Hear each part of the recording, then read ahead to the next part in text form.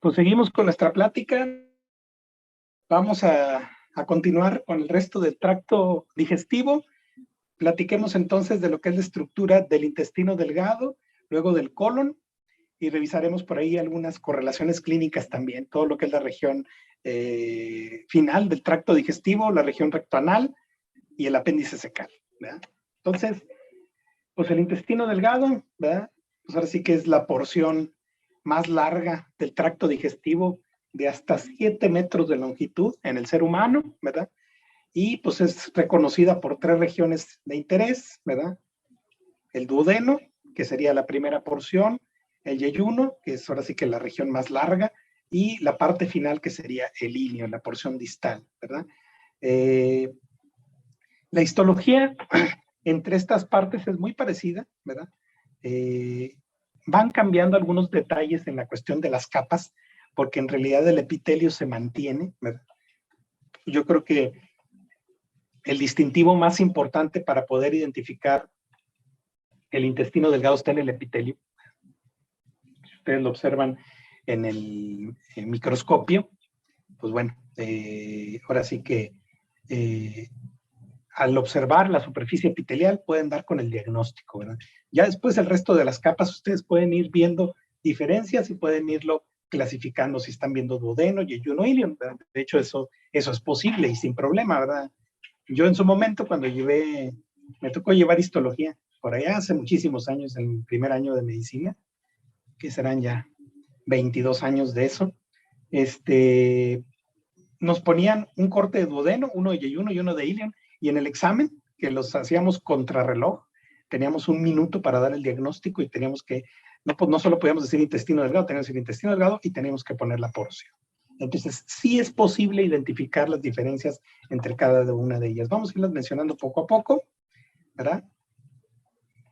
Empecemos hablando de lo más distintivo, que es la luz del intestino delgado, su epitelio, ¿verdad? Es un órgano que ustedes conocen que pues está capacitado para absorber, mucha absorción, ¿verdad? Entonces, la luz del intestino delgado se adapta para incrementar la superficie, incrementar el área de superficie, ¿verdad? Entonces tenemos 3 modificaciones que hacen que se aumente la superficie del intestino delgado. Tenemos, número 1, lo que son los pliegues circulares, ¿verdad? Que sería de las adaptaciones la más grande, ¿verdad? Luego tenemos las vellosidades y por último las microvellosidades. Entonces, ahorita vamos a ir describiendo en qué consiste cada una de ellas.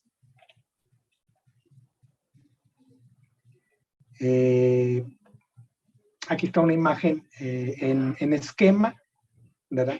Sobre todo para mostrar los tipos de células que vamos a encontrar en el epitelio del intestino delgado, ¿verdad? Encontramos una célula de absorción de superficie, una célula caliciforme, que es la célula mucoproductora, célula productora de moco, las células enteroendocrinas, que no pueden faltar, como cualquier segmento del tubo digestivo, las células de regeneración. Aquí le agregamos una célula especial, que es la célula de Panet, vamos a platicar de ella. Y bueno, aquí se puede ver en la superficie, ¿verdad?, las adaptaciones para incrementar el área, ¿verdad? Estas son las famosas vellosidades intestinales. Yo creo que si alguno de ustedes tuviera en alguna ocasión oportunidad porque se puede ver incluso hasta en el macro, ¿verdad? La superficie del intestino es una superficie muy finamente vellosa, ¿verdad? Muy vellosita, donde lo podemos ver mejor, por ejemplo, es en las vísceras de otras especies o de otros animales, como lo es la vaca, ¿verdad?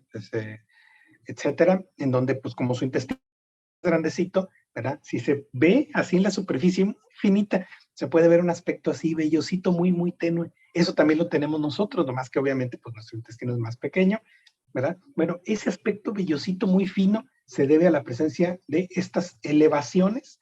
Son elevaciones de la mucosa que se llaman vellosidades, ¿sí? Estas vellosidades son las que van a estar revestidas por este epitelio, que es el epitelio cilíndrico simple con microvellosidades y células caliciformes. Entonces, Aquí están los grupos de células que vamos a encontrar en ese epitelio, que vamos a ir describiendo poco a poco. Entonces, de las 3 especializaciones, la más grande son los pliegues circulares, o también se les llaman válvulas de Kerckring. Estos engrosamientos, que parece como si fuera un engrosamiento de la mucosa, ¿verdad? Son pliegues transversales y se conforman de mucosa y submucosa. Ojo, volvemos a mencionar las 4 capas del tubo digestivo, que no se les olvide: mucosa, submucosa, pared muscular y adventicia ocerosa. Esas son las 4 grandes capas del tubo digestivo y aquí las seguimos manteniendo, ¿sí? Mucosa, submucosa, muscular y adventicia ocerosa. Bueno, los pliegues circulares, que sería la especialización más grande, que de hecho, estos sí son visibles, muy visibles, ¿verdad? Estos abarcan mucosa y submucosa. En realidad son elevaciones, ¿verdad? Que en algunas zonas del intestino delgado pueden formar elevaciones de hasta 8 milímetros de alto, imagínense.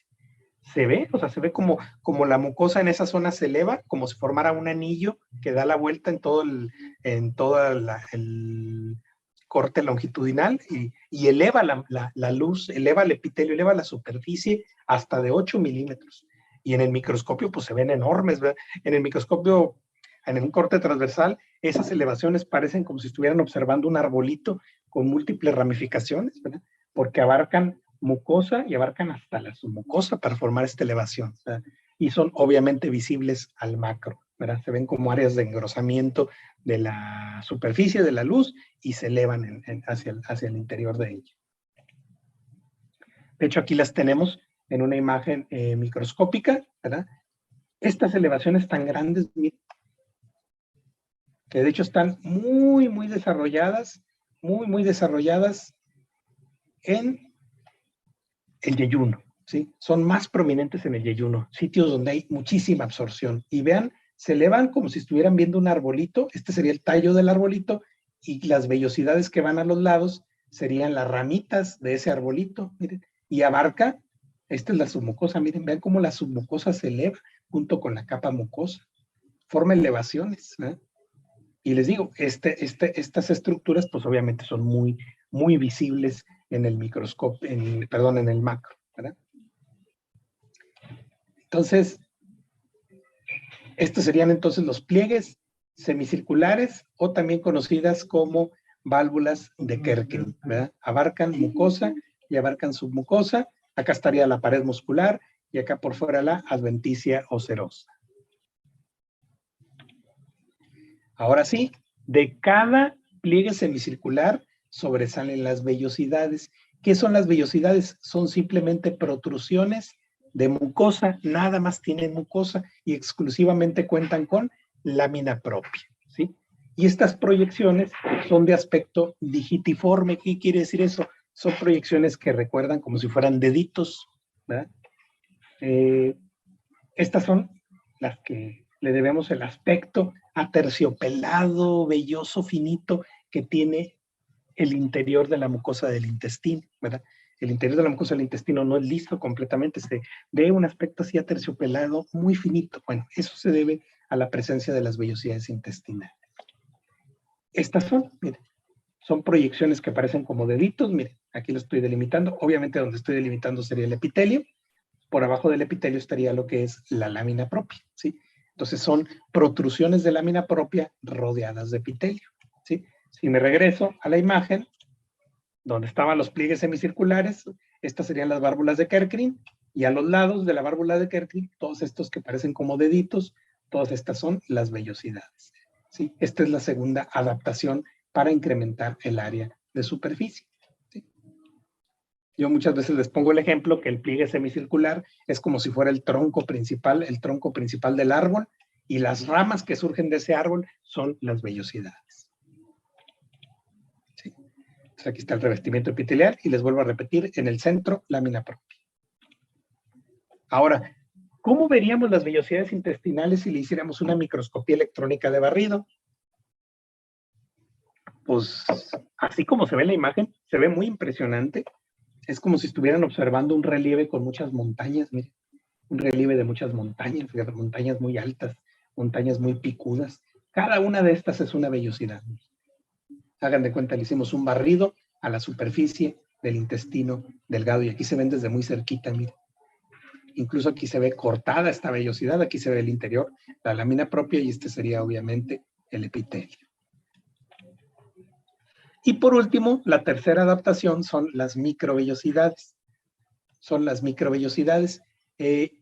Estas modificaciones son ya propiamente de las células del epitelio y exclusivamente son de las células que recubren, sí, son de las células que recubren y que son las que se encargan de la absorción.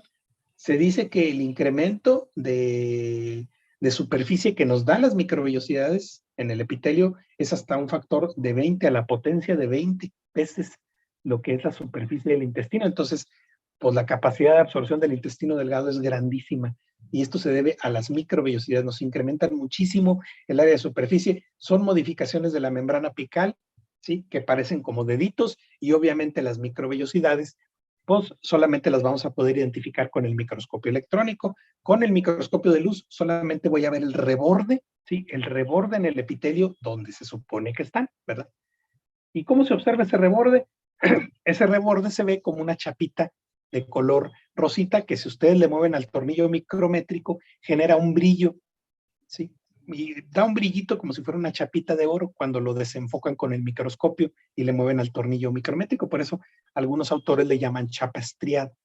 Otros le decimos borde estriado nada más, ¿no? Entonces, ¿cuál es el epitelio de revestimiento del intestino? Entonces, es un epitelio cilíndrico simple con microvellosidades y células caliciformes. Y en la parte apical del epitelio, en la parte de superficie del epitelio, es donde vamos a encontrar estas microvellosidades y se observa como un reborde rosita, un reborde más rosita que se pinta positivo con el PAS, ¿sí? Y este reborde rosita representa el sitio donde están las microvellosidades, que les vuelvo a repetir, solamente podemos observar con el microscopio electrónico. A ver, denme un segundito.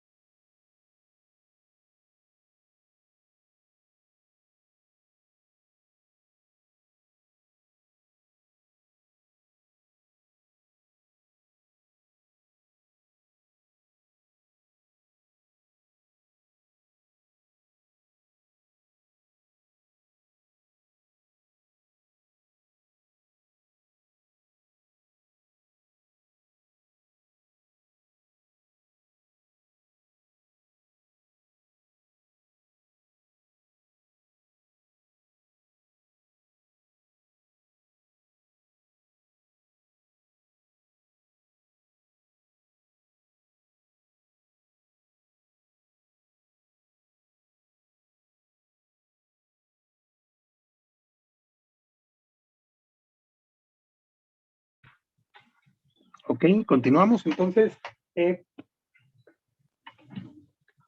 digo, el epitelio de revestimiento del intestino delgado, entonces es un epitelio cilíndrico simple con microvellosidades y células caliciformes. En la parte apical sobresalen entonces las microvellosidades que se ven como un rebordecito rosita en la superficie. Esta es una imagen de las vellosidades intestinales. Miren, vean cómo son protrusiones, ¿sí? Protrusiones de la mucosa, sobresalen a la superficie y aquí estaría lo que es el epitelio de revestimiento.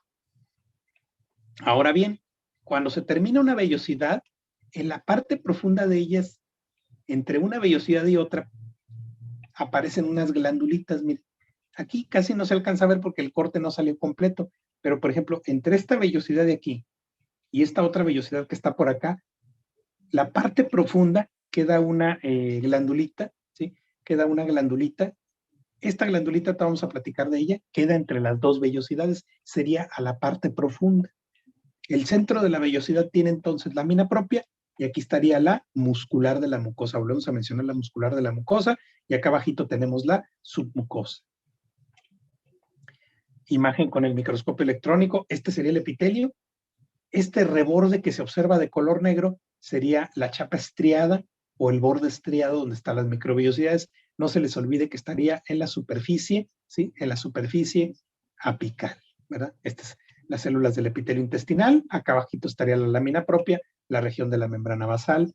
Ahora sí nos acercamos todavía más con el microscopio electrónico. Esta es la superficie. Esta superficie que vemos aquí, que le estoy señalando con la flechita, sería esta zona de aquí, miren. Estas son las microvellosidades y solo las podemos ver con el microscopio electrónico y se ven como protrusiones, como si fueran deditos hacia la superficie. Y acá está el resto del citoplasma con los organelos de la célula de superficie del intestino. ¿Sí? Entonces, la célula más abundante, ¿sí? La célula más abundante del epitelio de superficie son las células de absorción del intestino delgado, que son las células cilíndricas que tienen las microvellosidades, ¿verdad? Luego, otras células importantes en el epitelio del intestino delgado son las células caliciformes o las células en copa, que se consideran glándulas unicelulares, ¿verdad? Que se encargan de secretar moco, lo que le llamamos también mucinógeno, ¿verdad? Este mucinógeno, cuando sale al espacio extracelular con el agua corporal, se hidrata y forma el moco, ¿verdad? Las células caliciformes, pues podríamos mencionarlo que serían el segundo tipo de célula más abundante del intestino delgado y pues entonces producen moco. Luego tenemos otra célula que ya se ve con menos frecuencia y que está dispersa entre el epitelio, que representa el 1% del total, o células enteroendocrinas o neuroendocrinas, ¿sí? Las células APUT o las células enteroendocrinas o las células del sistema SNET, como le quieran decir, bueno, pues son las células que se van a encargar, ¿sí? Se van a encargar de producir hormonas que regulan el funcionamiento del tubo digestivo. Y lo que les decía ahorita, entre vellosidad y vellosidad, en los espacios intervellosos, quedan unas pequeñas criptas o glandulitas profundas. Estas glandulitas profundas también se les llaman criptas de Lieberkühn, ¿sí? Ahorita lo vamos a revisar en más imágenes, tenemos más imágenes para ver, pero entonces entre vellosidad y vellosidad, en la parte profunda queda una cripta, esa cripta se va a llamar cripta de Lieberkühn, ¿sí? Y hasta la mitad de las criptas, ¿verdad? Vamos a encontrar células de absorción y también células caliciformes.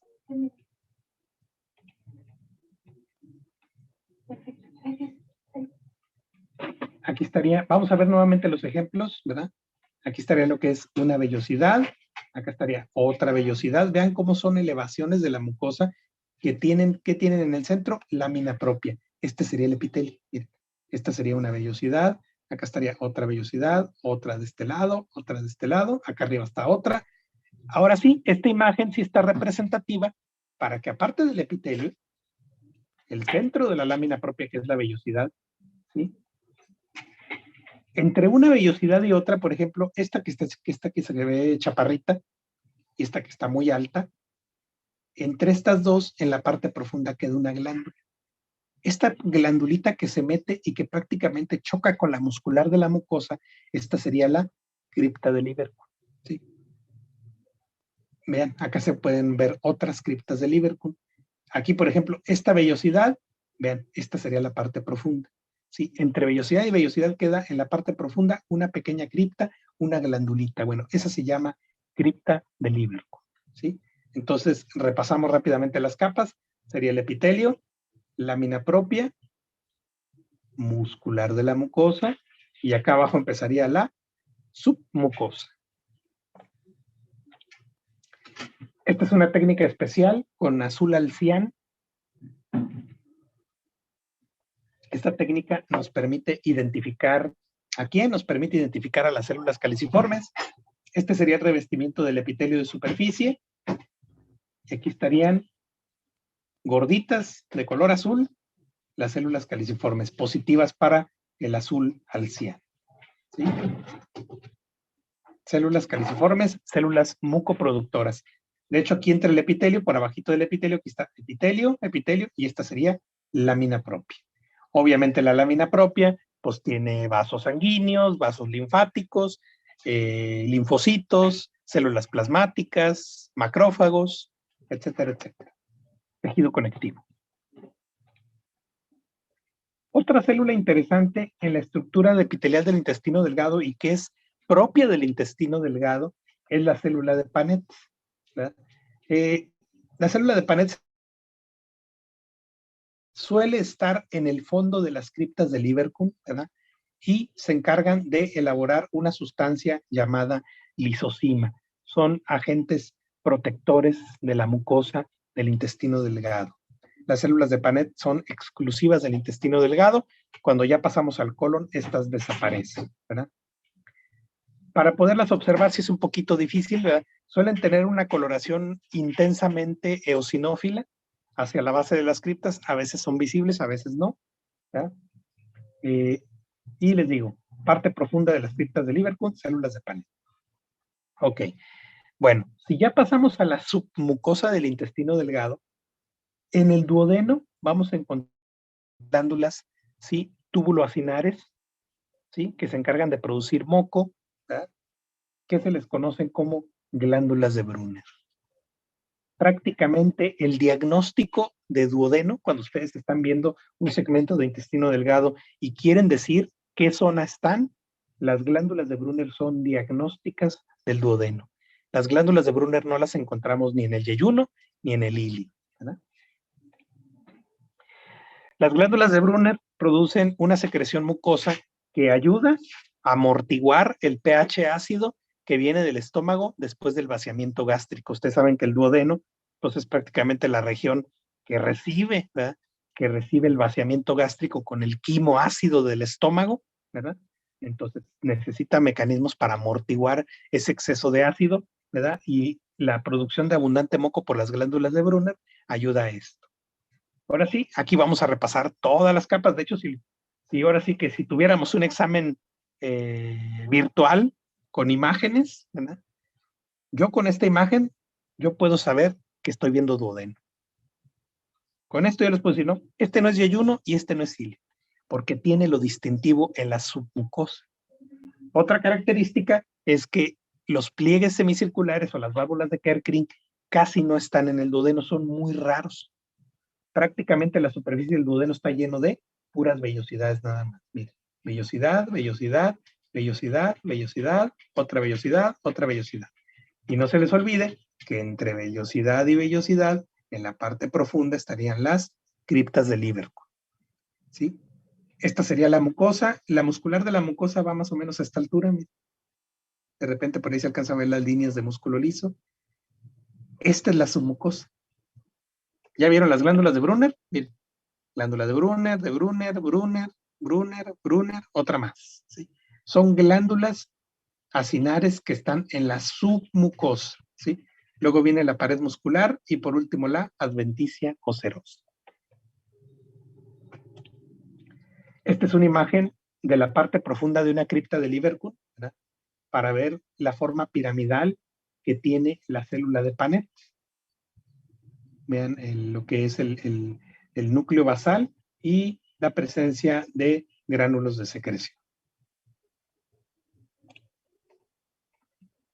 ¿Ok? El intestino delgado pues está dotado de un sistema linfático bien desarrollado, ¿verdad? Que forma una serie de capilares en las vellosidades intestinales. ¿Verdad? Estos capilares, perdón, en las vellosidades reciben el nombre de vasos quilíferos. ¿Verdad?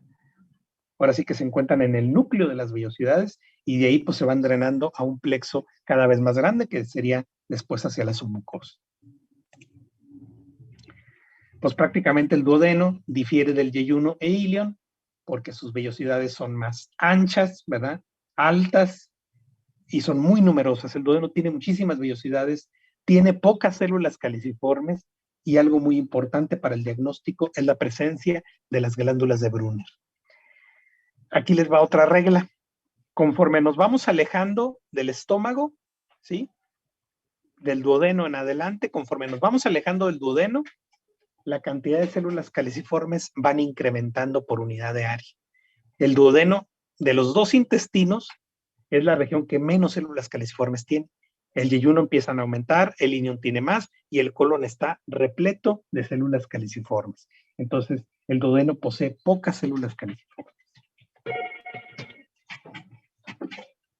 ¿Qué ocurre con el yeyuno? Bueno, en el yeyuno las vellosidades suelen ser más estrechas, cortas y escasas, ¿verdad? Otra característica importante que tiene el yeyuno es la presencia de los pliegues semicirculares, o que serían las válvulas de Kerkring, ¿verdad? Las válvulas de Kerkring, ¿sí? Estas elevaciones de mucosa y lámina propia son características del yeyuno. Entonces, si yo observo un corte histológico, si yo veo un corte histológico y no veo glándulas de Brunner y veo los pliegues semicirculares o las válvulas de Kerkring, las que les digo que parecen arbolitos, sin problema ustedes van a decir que están viendo yeyuno, ¿sí? Son muy prominentes los pliegues semicirculares o válvulas de Kerkring, la cantidad de células caliciformes es mayor, ¿sí? Y por último, en el ilion, que sería la porción distal, ¿verdad?, del intestino delgado, pues llama la atención la presencia de un tejido linfoide asociado a mucosa muy prominente, que está en la lámina propia y que en ocasiones de la lámina propia, este tejido linfoide, que a veces forma agregados nodulares, se meten hasta la submucosa, ¿sí? ¿A qué nos referimos? A las placas de Peyerl, ¿sí? Tejido linfoide asociado a mucosa muy prominente en el ilion. De hecho, la superficie del ilion, si ustedes la llegaran a ver, ¿verdad?, así en el macro, da un aspecto finito como si estuviera una superficie empedrada, ¿sí? De verse así vellosita, terciopelada, suele verse más como empedrada. Y esto se debe a la presencia de los grandes agregados linfoides, de los grandes nódulos linfoides que se encuentran en las placas de Peyerl. Entonces, si ustedes observan las placas de Peyerl, pues definitivamente van a estar en el ilion. Aquí lo tenemos, miren, esta es una imagen de yeyuno. Miren, estos son los pliegues semicirculares. Miren, vean la elevación de submucosa y vean, en los lados sobresalen las ramitas, como les decía, como si fuera un árbol con ramitas de las vellosidades. Miren, aquí vellosidad, vellosidad, vellosidad, vellosidad, vellosidad, y luego miren, se eleva nuevamente otro pliegue semicircular y a los lados de cada pliegue semicircular sobresalen muchísimas vellosidades. Entonces, si yo tengo esta imagen, veo una submucosa que no tiene glándulas, pues estoy viendo un corte de yeyuno, ¿verdad? Aquí estaría lo que es la pared muscular. La pared muscular es igual que en el resto del tubo digestivo, circular interna y longitudinal externa. Y por último, la adventicia o serosa. Nuevamente el epitelio de superficie, no se les olvide, cilíndrico simple con microvellosidades y células caliciformes. Las células caliciformes pues son muy evidentes aquí en la imagen. Está repleto, miren, tiene muchísimas células gorditas, vaculadas por la presencia de moco. Las microvellosidades estarían a esta altura. Se ve como este reborde rosita, cuando yo lo veo con el microscopio de luz y lo desenfoco y lo enfoco en el momento, me va a dar un brillo. Esta parte va a brillar como si fuera una chapita de oro. Por eso le dicen chapa estriada. Por abajo del epitelio estaría lo que es la lámina propia. Y esta es una imagen de ilio. Estas son las placas de Peyerl. Vean cómo las vellosidades se vuelven muy anchas, gorditas, porque están ocupadas por tejido linfoide. Tejido linfoide que se mete hasta la submucosa. Miren, aquí empieza la pared muscular. Forma grandes agregados linfoides nodulares que se extienden toda la lámina propia y submucosa. Obviamente atraviesan la muscular de la mucosa. Estos grandes agregados de linfocitos son las placas de Peyerl, tejido linfoide asociado a mucosa. Esta imagen es entonces de ilio. Ok, eso es en relación al intestino delgado. Les digo, la pared muscular sería circular interna y longitudinal externa. ¿Qué tiene de revestimiento el intestino delgado? Pues prácticamente su totalidad se reviste por serosa. ¿Por qué? Porque está dentro de la cavidad abdominal. Solamente unas pequeñas porciones del duodeno o segmentos iniciales del duodeno, ahí pegado a la región del retroperitoneo del páncreas, tienen adventicia y la continuación ahí, pero prácticamente la totalidad es serosa lo que lo reviste. Epitelio plano simple porque está dentro de la cavidad abdominal. Vamos a revisar entonces a continuación la estructura de lo que es el colon. A ver, denme un segundito.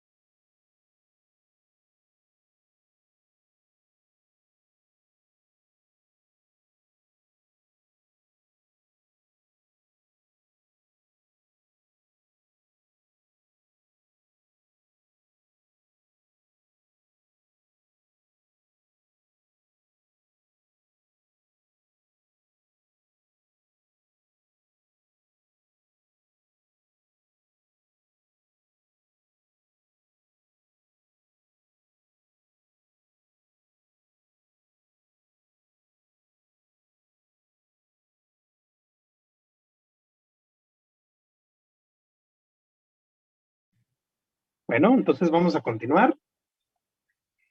Vamos a platicar ahora de lo que es la estructura del colon, ¿verdad? La región final del tracto digestivo, ¿verdad?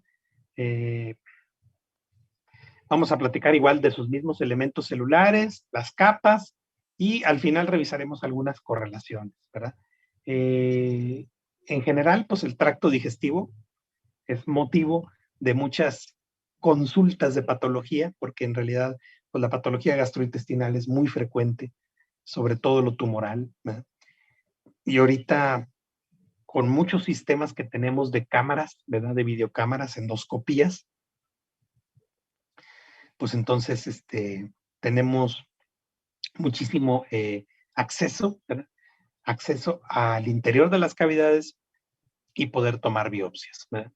En el caso del estómago, pues se toman muchísimas biopsias para poder diagnosticar gastritis, Helicobacter pylori o tumores, ¿verdad? O resección de pólipos, que son lesiones precursoras de cáncer, ¿verdad? En el caso del colon, pues no es la excepción, ¿verdad?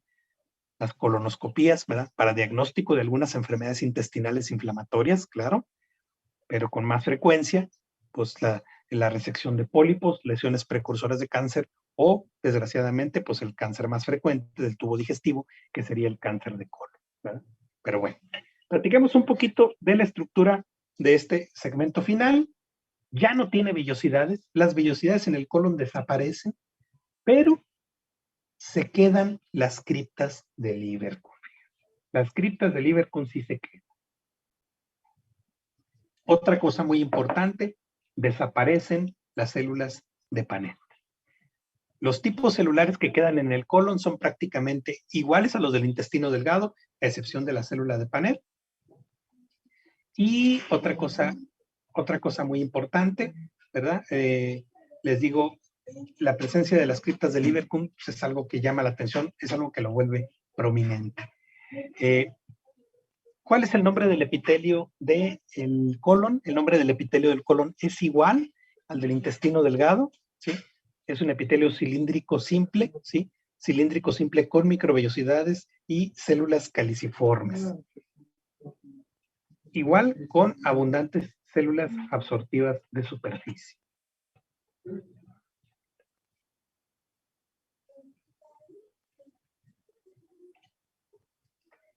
¿Qué regiones comprenden al intestino grueso?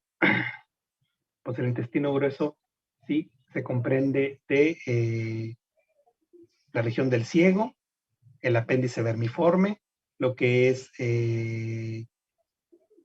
la región del colon ascendente, colon transverso, colon descendente, la región del recto sigmoides y, por último, el conducto o el canal anal. ¿Sí? ¿Qué podemos ver desde el aspecto macroscópico cuando vemos un segmento de colon? Pues encontramos varios rasgos característicos. Por ejemplo, a diferencia del intestino delgado, pues tiene los apéndices epiploicos, o también se le llaman apéndices omentales, ¿verdad? Estos apéndices omentales o apéndices epiploicos, permítanme un segundo.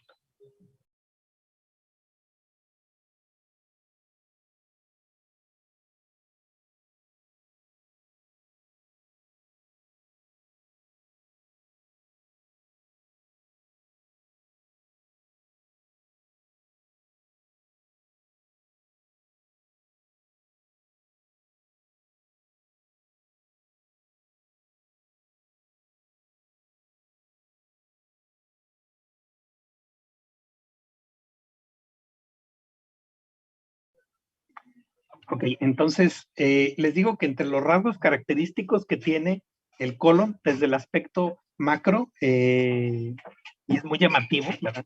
Son la presencia de pequeñas protrusiones de grasita, pequeñas proyecciones adiposas en la serosa, ¿verdad? Que se pueden ver a simple vista, que se llaman apéndices opiploicos o apéndices omentales, ¿verdad? Obviamente en las personas que suelen ser más gorditas, pues estos apéndices son más prominentes, ¿verdad? Porque almacenan más grasa. Otro rasgo característico desde el macro, cuando lo ven afuera, por fuera, esta víscera hueca, pues son las tenias de colon, ¿verdad? ¿Qué son las tenias de colon? Son bandas de músculo y se ven como si fueran listones, como un aspecto como listones en la superficie de la serosa. Se representa pues prácticamente por 3 bandas equidistantes, ¿verdad? Y representan a la capa longitudinal, ¿sí? Longitudinal externa, ¿verdad? Son muy llamativas en el ciego, ahí se notan mucho. El ciego, pues es la porción más dilatada del colon, ¿verdad? Y les digo, dan ese aspecto como si estuvieran viendo listones en la superficie de la serosa y representan o propiamente el músculo del colon, ¿sí? El cual se encuentra muy desarrollado a nivel de la capa longitudinal externa. Ahorita lo vamos a mencionar, ahorita lo vamos a ver en el micro. Otra cosa que tiene también el colon desde el macro son las famosas austras colónicas. ¿Qué son las austras colónicas? Son saquitos, son saculaciones visibles, ¿verdad? Entre las tenias de colon, ¿sí? Suelen identificarse principalmente a nivel del ciego, ¿verdad? Y en el colon ascendente. Sí, aquí me faltó la palabra colon ascendente, ¿verdad? Pero son saculaciones, son como saquitos que se ven entre las tenias de colon. Ahorita lo vamos a ver. De hecho, aquí lo tenemos. ¿Sí? Mire, aquí está lo que es la porción del colon ascendente y el ciego, ¿sí? Estos son los apéndices omentales o los apéndices epiploicos, la grasita pericólica, ¿vean? Apéndices epiploicos. Estas son las tenias de colon, ¿sí? Estas banditas que parecen como listones en la serosa representan la capa longitudinal externa, ¿sí? Y estos saquitos que quedan adyacentes a las tenias de colon, estas son las famosas austras colónicas, son como dilataciones que tiene la estructura del colon. Estas son las austras, ¿sí? Y por dentro, si vemos al segmento del intestino, pues esto sería lo que es la pared, ¿verdad? Se pueden ver pequeños pliegues, ¿verdad?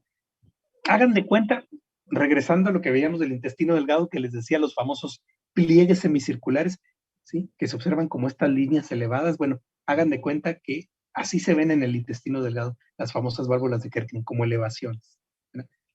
Aquí también en el colon podemos encontrar en algunas regiones discretas elevaciones de la mucosa, ¿verdad? Algo parecido a los pliegues semicirculares. ¿En qué consiste entonces el epitelio? Pues es el mismo epitelio del que hemos venido hablando, ¿sí? Un epitelio cilíndrico simple, ¿verdad? con microvellosidades y células caliciformes, ¿verdad? Si se viera la superficie luminal con una microscopía, por ejemplo, de barrido, se puede ver que la superficie de la luz del intestino grueso está repleto de hoyitos, y esos hoyitos son los sitios donde están las criptas de Lieberkühn o las glándulas de Lieberkühn. Ahora sí, aquí tenemos un esquema en donde podemos observar cada una de las capas. Esta sería lo que es la superficie, ¿sí? Y aquí está una cripta o glándula, como le quieran decir, cripta o glándula. Son glándulas tubulares simples. Vean, aquí se ve el aspecto de la cripta de Lieberkühn. El epitelio de revestimiento es el mismo del intestino delgado. Vamos a encontrar la célula de absorción, que va a ser la más frecuente, la célula caliciforme en más abundancia todavía, la célula regenerativa, que son las células madre, y también vamos a tener las células APUD o células SNET. Aquí no vamos a encontrar células de Paneth, y vean cómo entre las glandulitas, entre las criptas de Lieberkühn, vamos a encontrar lámina propia. Aquí estaría la muscular de la mucosa, acá abajito estaría la submucosa, como ya saben ustedes, tejido conectivo, vasos sanguíneos, plexo de Meissner, y por acá abajo tendríamos la capa muscular propia o pared muscular propia. Aquí tenemos nuevamente la estructura, pero ya en una imagen microscópica. Antes de ver la imagen histológica de hematoxilina y eosina, que es la que está a la izquierda, vean la derecha. La derecha es una microscopía electrónica de barrido, y en el barrido se ve cómo la mucosa del colon está repleta de hoyitos, miren, puros hoyitos. Estos hoyitos representan los espacios que quedan entre las glándulas. Miren. Aquí está la abertura del orificio de las criptas de Lieberkühn, que sería esto de acá arriba, lo que está señalado con las flechas. Miren. Esto que está señalado con la flecha, pues serían estos hoyitos. Miren. ¿Sí? Cripta de Lieberkühn, glándula tubular simple o tubular recta simple. Aquí estaría lo que es lámina propia, igual tejido linfoide asociado a mucosa, la muscular de la mucosa, y ya por acá abajo empezaría la capa submucosa. Tenemos entonces a las células absortivas de superficie, ¿verdad? Que son células cilíndricas. Estas predominan sobre las células caliciformes en una relación 4:1 en casi todo el colon, pero con todo y eso, pues ya la célula caliciforme es más abundante. Conforme nos vamos alejando, la cantidad de células caliciformes se van incrementando, ¿verdad? Prácticamente se dice que cerca del recto o la parte final del recto, la relación de caliciformes y cilíndricas es prácticamente 1:1. Por una cilíndrica hay una caliciforme. Son muy abundantes las células caliciformes en la parte final del colon. Entonces, la regla de oro, conforme nos vamos alejando del duodeno y nos vamos acercando al recto, la cantidad de células caliciformes se incrementa.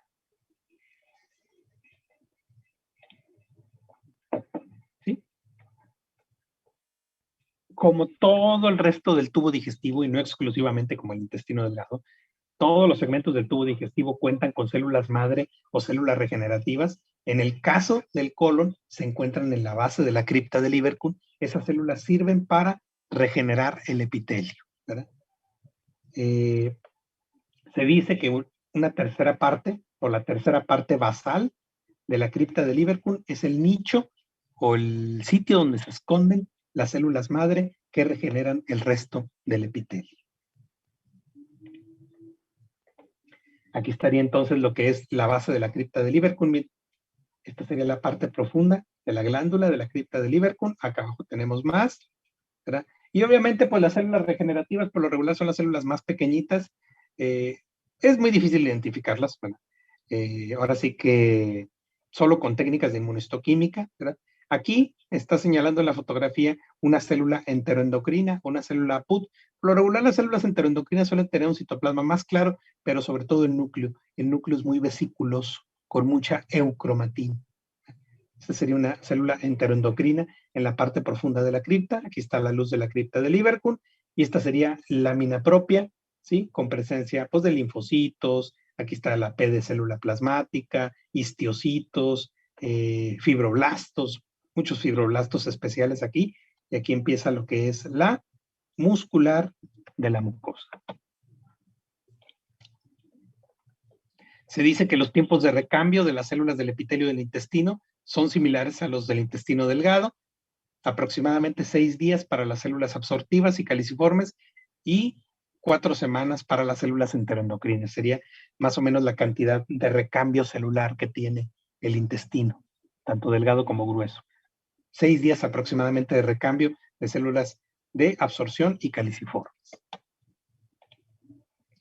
Otra cosa que tiene de interesante la histología del colon es la presencia de fibroblastos modificados que están alrededor de las criptas, a lo que le llaman vaina fibroblástica pericríptica, ¿sí? Vaina fibroblástica pericríptica. ¿Qué es? Es una población de fibroblastos bien desarrollada, ¿verdad? Y estas células o estos fibroblastos se están replicando a cierta velocidad, a una velocidad mayor que cualquier fibroblasto, ¿verdad? Se dice que esta replicación suele darse, ¿verdad?, por debajo de la base de las glándulas intestinales. Vaina fibroblástica pericríptica. ¿Sí? Se dice que estos fibroblastos, al replicarse, pueden diferenciarse y migrar hacia la parte más superficial, ¿sí?, más cercanos a la luz de la cripta, ¿verdad? ¿Sí? Aunque el destino final todavía no se sabe mucho qué ocurre, ¿verdad? La mayoría de estos fibroblastos, después de llegar a la superficie, casi cerca de la luz, a la superficie de la cripta, ¿verdad?, adoptan características de macrófagos. Se vuelven como células del sistema inmunitario. Entonces, estos fibroblastos del colon son muy especiales, muestran este patrón de maduración, replicación en la base de la cripta, luego migran hacia la superficie y luego se transforman en macrófagos. Aquí tenemos entonces lo que sería la luz, ¿sí?, lo que sería la luz del intestino. Aquí está lo que son las criptas de Lieberkühn, lo que queda entre ellas que sería lámina propia muscular de la mucosa, esta sería la submucosa, tejido conectivo, vasos sanguíneos, plexo de Meissner, y tenemos la pared muscular que igual sigue manteniendo la circular interna y longitudinal externa. Entonces, a esta altura, más o menos en la base de las criptas, es donde están los famosos fibroblastos modificados, la vaina fibroblástica pericríptica, luego estos fibroblastos de aquí maduran y se vienen a la superficie y aquí adoptan características de histiocitos, de macrófagos. Linfáticos, pues en general se dice que no hay vasos linfáticos en el centro de la lámina propia, entre las glandulitas, ¿verdad? Aunque ya con nuevas técnicas especiales y sobre todo con marcadores de pared vascular linfática, se han logrado evidenciar algunos vasitos ocasionales hacia la altura de las bases de las glándulas intestinales, ¿verdad? El drenaje linfático del colon, pues obviamente no se compara con el del intestino delgado, con los vasos quilíferos, que sí es muy prominente, que sí es muy desarrollado. Entonces, no olvidemos esto, la cantidad de células caliciformes se va incrementando conforme nos vamos alejando y tenemos la pared muscular. ¿Cómo se divide entonces la pared muscular? La pared muscular se acomoda entonces en circular interna y longitudinal externa. Pero, ojo, en el colon ocurre algo muy interesante en la longitudinal externa. La longitudinal externa se compacta y forma los fascículos que les había dicho ahorita de las tenias de colon.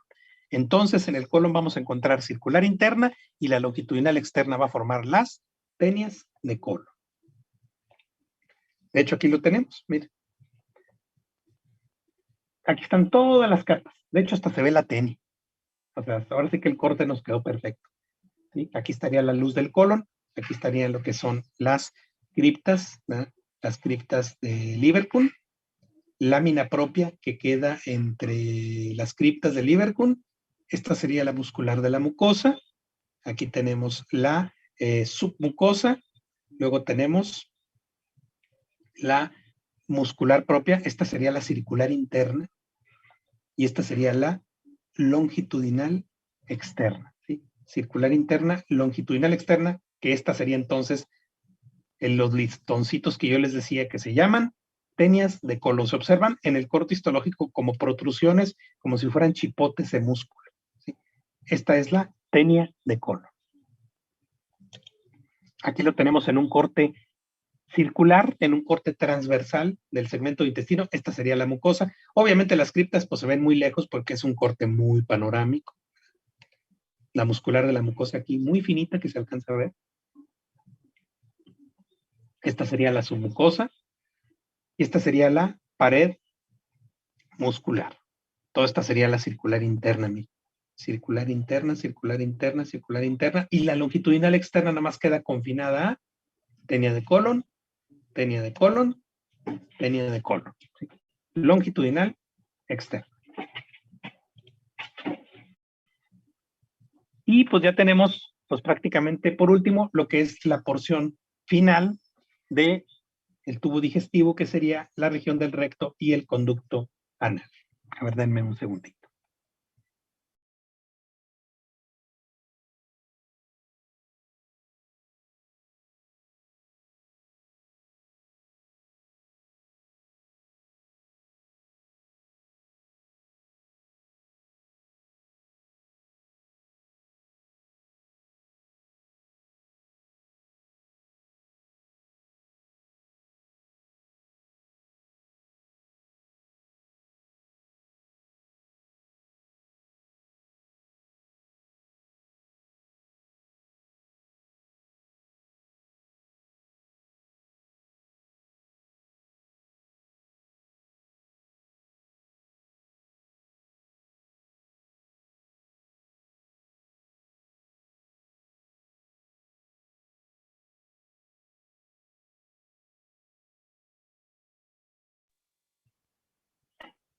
Muy bien, pues vamos a continuar entonces. Vamos a platicar de la estructura final del tracto gastrointestinal, que sería la región recto y la región del conducto anal. Estoy transmitiendo por los dos dispositivos, por el teléfono y la computadora, no puedo ver la hora. Ahí le encargo a jefa de grupo que me diga más o menos cuando ya vayan a faltar unos 10 minutos, porque creo que me decían que sí necesitaban ahí unos 10 minutitos en lo que se acomodan para su siguiente clase. Entonces, para que por ahí me pasen el grito. Porque si no, sí, yo me voy en banda y yo puedo seguir y hablando y hablando. No, y dejen de eso. A mí me toca ahorita por eso les partí la hora, porque me toca con los de endocrino, ahorita a las 10 de la mañana. Pero bueno, ya ahorita vemos eso. Sale, va. Recto, entonces el recto es la porción distal dilatada del tubo digestivo, ¿verdad? Desgraciadamente uno de los sitios donde se origina pues una de las patologías neoplásicas más frecuentes del intestino, que es el cáncer de colon, porque es la región recto-sigmoides, ¿verdad? Ya es el sitio pues donde prácticamente la materia fecal se encuentra en espera de salir, ¿verdad? Es un reservorio, ¿verdad?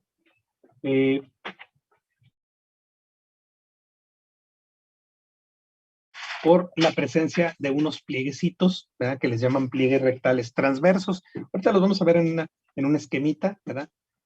La mucosa del recto es similar a la del resto del colon, tiene un epitelio cilíndrico simple con microvellosidades y células caliciformes, obviamente con muchas células caliciformes, igual tiene criptas de Liverpool, sigue manteniendo el patrón de las capas. Cuando termina la región del recto, ¿sí? La porción más distal es a lo que le llamamos conducto anal. Aproximadamente la región del conducto anal tiene una longitud de unos 4 centímetros más o menos. Ahorita lo vamos a ver en una esquemita. La porción superior del conducto anal presenta unos plieguecitos longitudinales que se llaman columnas anales, ¿ya? Entre estas columnitas, ¿sí? Entre estos plegamientos quedan unos pequeños espacios, ¿sí? Como saculaciones, ¿sí? Que se les llaman senos anales, ¿sí? Sitios donde se acumula abundante moco. Aquí está la imagen que les quería mostrar. Vean la porción final del tracto gastrointestinal. Esta sería entonces la región del recto, ¿sí? Obviamente la parte final. Aquí están los famosos pliegues transversos. Miren. El recto suele mostrar estas elevaciones que se llaman pliegues rectales transversos. Y les digo que ya la parte final del recto, la última porción, un poquito más dilatada, es a lo que se le llama ampolla rectal. Y ahora sí, después de la ampollita rectal, ¿verdad?, viene lo que es la región del conducto anal, ¿verdad?, al cual le vamos a describir 3 regiones de interés, que ahorita vamos a describir. La zona colorectal, que sería la zona adyacente al recto, una zona de transición y por último la zona escamosa, que es continuación con la región de la piel perianal, ¿verdad? El arreglo del tejido muscular aquí es muy importante, ¿verdad? Porque forma toda una especie de entremado de fibras musculares para ayudar a formar los famosos esfínteres anales, interno y externo. Y vean hacia la zona colorectal, la parte más superior del canal anal, del conducto anal, están estas famosas columnitas, elevaciones. Estas columnas son las famosas columnas anales y entre ellas quedan estos saquitos que se llaman senos anales.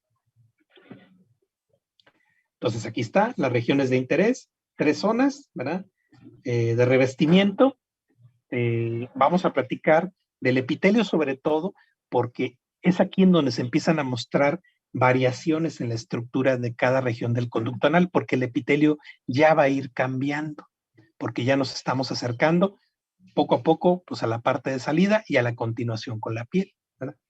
La zona colorectal, que sería la zona más superior, ¿sí?, la zona más proximal del conducto anal, ¿verdad?, que se encuentra en la tercera parte superior, ¿verdad?, contiene pues un epitelio cilíndrico simple, prácticamente idéntico al de la mucosa rectal. Cilíndrico simple con microvellosidades, células caliciformes. Luego tenemos la zona, la zona de transición. La zona de transición, ¿sí?, que ocupa el tercio medio del conducto anal, ¿verdad?, es una transición entre el epitelio cilíndrico simple de la mucosa del recto y el epitelio de la piel, ¿sí? Da un aspecto, la zona de transición, como si estuvieran observando un epitelio cilíndrico estratificado. Ya se observa una zona de estratificación epitelial, pero el epitelio cilíndrico se mantiene, pero hay estratificación. Este es el epitelio de la zona de transición anal, tercio medio. Y por último, la zona escamosa, que es el tercio inferior o el tercio distal del conducto anal, ¿verdad? Ya aquí se reviste por un epitelio plano estratificado, ¿verdad?, mucoso, ¿verdad?, no queratinizado, que después se continúa con el epitelio plano estratificado queratinizado de la piel perianal, ¿verdad? Ahora sí, aquí lo observamos, ¿verdad?, en ya una fotografía, en un montaje, ¿verdad?, viéndolo a muy bajo aumento, porque se pueden ver las 3 zonas perfectamente, y el resto del grosor de las capas. En esta zona de acá estaría lo que es la piel, ¿sí?, la piel perianal, ¿sí? Vean, incluso aquí se pueden ver parte del tejido muscular del esfínter anal externo y el esfínter anal interno. Vean, de adentro hacia afuera, esta sería la zona rectal superior o la zona colorectal. Prácticamente se continúa con el epitelio del recto. Luego viene la zona de transición, que es aquí donde el epitelio se vuelve cilíndrico estratificado. Y por último, la zona escamosa, en donde el epitelio se vuelve plano estratificado, mucoso, no queratinizado, y luego adquiere la queratina para continuarse con la piel perianal, ¿sí? Zona colorectal, zona de transición y zona escamosa. Esta es la zona de transición, fíjense. Vean cómo es un epitelio de ser simple, aquí en esta parte cambia a un epitelio estratificado, se vuelve estratificado. Les digo, en algunas partes puede volverse cilíndrico estratificado, cúbico estratificado, pero el detalle aquí es que ya hay estratificación epitelial. Vean la lámina propia con muchísimo tejido linfoide y algunas glandulitas mucosas. Entonces, en el conducto anal, las glándulas anales se extienden dentro de la submucosa. Hay algunas regiones en el conducto anal en donde estas glandulitas, déjenme regreso, estas glandulitas anales, que son glándulas mucosas, pueden ser muy profundas, ¿sí?, incluso extendiéndose hasta la submucosa y muscular externa, ¿verdad? Son tubulares rectas, ramificadas, y se encargan de producir moco en la superficie anal, ¿sí? La piel que rodea el orificio anal tiene pues También glándulas apocrinas, ¿verdad? Algo muy distintivo de la piel perianal es la presencia de estas glándulas, ¿verdad? Pero son glándulas con un patrón de secreción apocrina, ¿verdad? Estas glándulas se les llaman glándulas circunmanales, ¿verdad? En algunos animales, pues bien conocido que la secreción de estas glándulas apocrinas, sí, funciona como una sustancia de atracción sexual, ¿verdad? En este punto, donde están estas glándulas apocrinas, vamos a encontrar también folículos pilosos, cabellos y glándulas sebáceas. Algo muy importante que tenemos en la región anal, pues lo tenemos en la submucosa, ¿sí? En la submucosa vamos a encontrar dos plexos venosos, ¿verdad? Un plexo que se queda proximal, que se le llama plexo hemorroidal interno, situado por arriba de la línea pectínea, y el plexo hemorroidal externo, ¿verdad? Que se encuentra en la unión del conducto anal, prácticamente ya con el orificio externo, continuación con la piel perianal. Entonces, la submucosa de la región anal va a tener dos plexos muy desarrollados de vasos venosos, plexo hemorroidal interno y plexo hemorroidal externo. Ustedes saben que en el aspecto clínico, pues esto ahora sí que le da mucha chamba a los cirujanos generales, ¿verdad? Porque desgraciadamente, pues estos plexos son víctimas de las famosas hemorroides, ¿verdad? Por muchos factores de riesgo que nosotros conocemos, entre la dieta y muchas cosas más. Estos plexos, pues bueno, suelen volverse tortuosos, prominentes, como si fueran varices, acumular mucha sangre y en ocasiones se erosionan y originan sangrado anal, ¿sí? Y a veces pueden formar incluso protrusiones hacia la luz con masas, y lo peor de todo es que muchos de estos pueden hasta trombosarse y generar un evento agudo de dolor que termina en quirófano, ¿verdad? De hecho, aquí tenemos, bueno, ya no me acordaba que tenía estas imágenes en la correlación clínica. Esta es una imagen de un hemorroide y prácticamente se disecó todo. Este es un nodulito, ¿sí? Esta es una hemorroide externa. Aquí está prácticamente el recubrimiento escamoso, ¿verdad? No queratinizado. Es un nódulo y si lo partimos, creo que esta no tengo imagen al corte, pero si lo partimos, prácticamente se ven los trayectos, puras bolitas de color morado que representan los trayectos venosos dilatados de los plexos hemorroidales. Pues de hecho aquí tenemos la imagen, no nos vamos a quedar con las ganas. Aquí está el epitelio plano estratificado mucoso. Miren, estos son los grandes canales venosos, las grandes lagunas venosas dilatadas de los plexos hemorroidales, ¿sí? Les digo, esto pues desgraciadamente tarde que temprano van creciendo más y pueden formar incluso hasta elevaciones de mucosa, protrusiones, y lo malo pues es que algunos de estos suelen incluso trombosarse. Luego tenemos lo que es la capa muscular propia, ¿verdad? La circular interna es la que se engruesa a medida que circunda la región de la línea pectínea, ¿verdad? Y tiende a formar lo que se le conoce como el músculo esfínter anal interno. Entonces, esto es muy importante, no lo debemos de olvidar, porque dentro del control de la defecación, pues tenemos un control que puede ser hasta cierto punto voluntario, ¿verdad? Y un control también obviamente involuntario, ¿verdad? Llega un momento en donde el saco de la ámpula rectal se encuentra lleno de materia fecal, pues obviamente esto envía señales al sistema nervioso, se activan los mecanismos para poder ir al baño, y existen dos tipos de músculos que rodean esta estructura perianal, pues obviamente para evitar la salida de la materia fecal, ¿verdad? El músculo esfínter anal interno, que lo forma ¿quién? La circular interna. De las dos capas que estábamos hablando ahorita, circular interna y longitudinal externa, yo les dije la longitudinal externa que forma las tenias de colon. Bueno, la circular interna se extiende hasta la región del conducto anal, se engruesa en la región del conducto anal y nos forma el esfínter anal interno. Y después tenemos el esfínter anal externo también, ¿verdad? Que también podemos hasta cierto punto controlar la defecación de manera voluntaria, gracias al esfínter anal externo. Lo forman los músculos estriados que forman parte del piso pélvico, los músculos del perineo. Y tenemos por último este divertículo muy característico,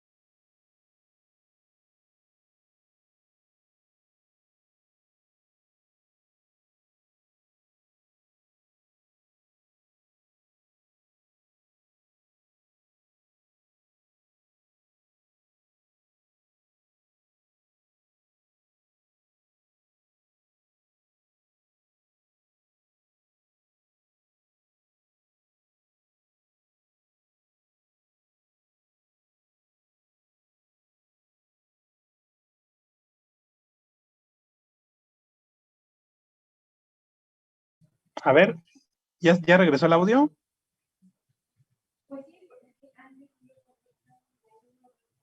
Sí, no, 1122, ¿se escucha audio? A Sí, ver, Doc, ya ¿regresó? regresó el ¿Ya? audio.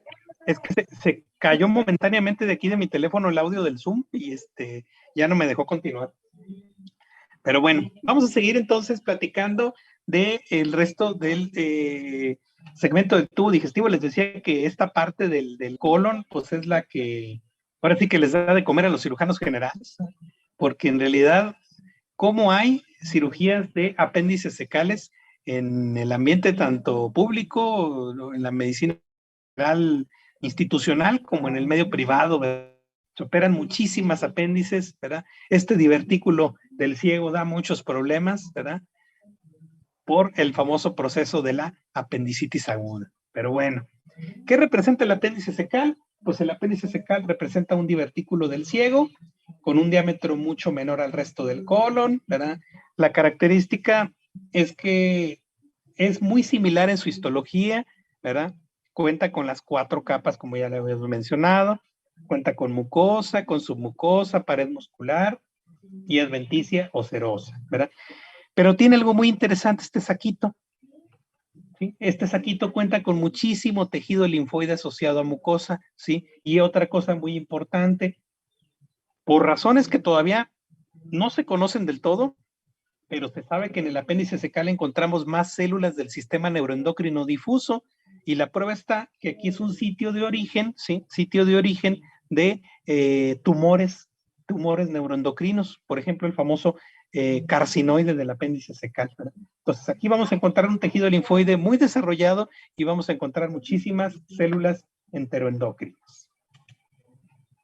Aquí está una imagen histológica para que puedan observar todas las capas. Esta sería la luz del apéndice secal. De hecho, aquí se puede ver parte del material que está acumulado en ella.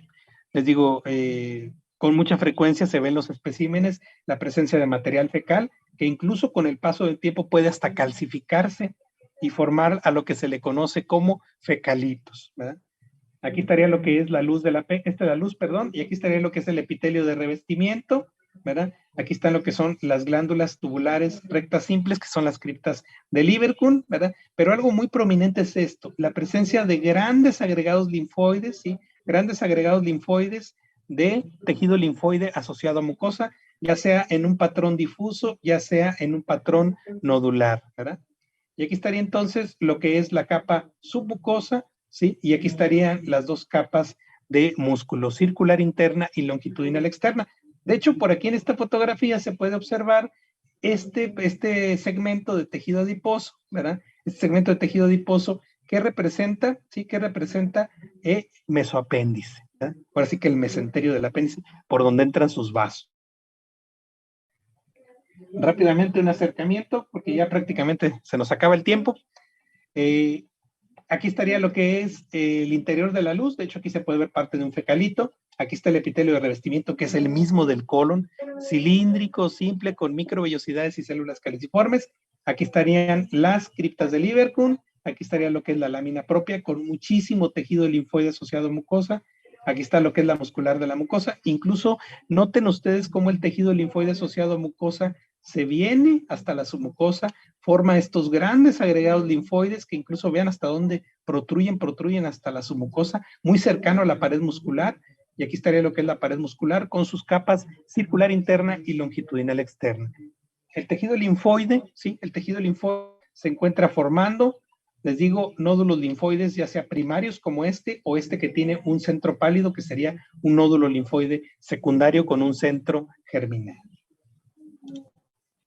Rápidamente un acercamiento, aquí estaría la luz, el epitelio de revestimiento, las criptas de Lieberkühn, lámina propia, con mucho tejido linfoide, aquí está un agregado linfoide, y aquí estaría algo de muscular de la mucosa, un poquito ahí perdido en la imagen, obviamente acá estaría la submucosa. Muy prominente el tejido linfoide asociado a mucosa.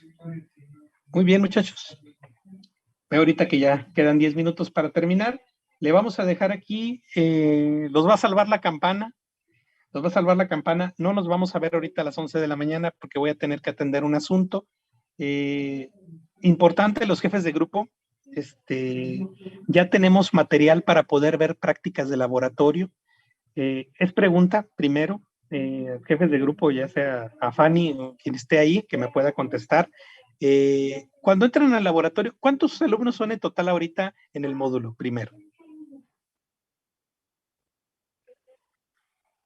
Cuando entran a una práctica de laboratorio, ¿en cuántos grupos se dividen? Para que puedan entrar.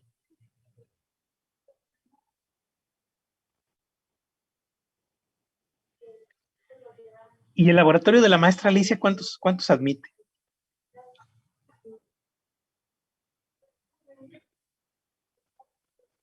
Bueno, chéqueme esa información. ¿Cuántos son los que entran en el laboratorio?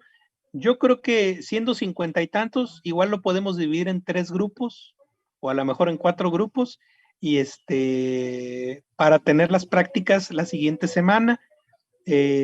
Ahorita pues ya me comentaron que tienen ocupado este sábado, entonces le voy a pedir a los jefes de grupo que me separen el laboratorio para la siguiente semana de 10 a 2 de la tarde.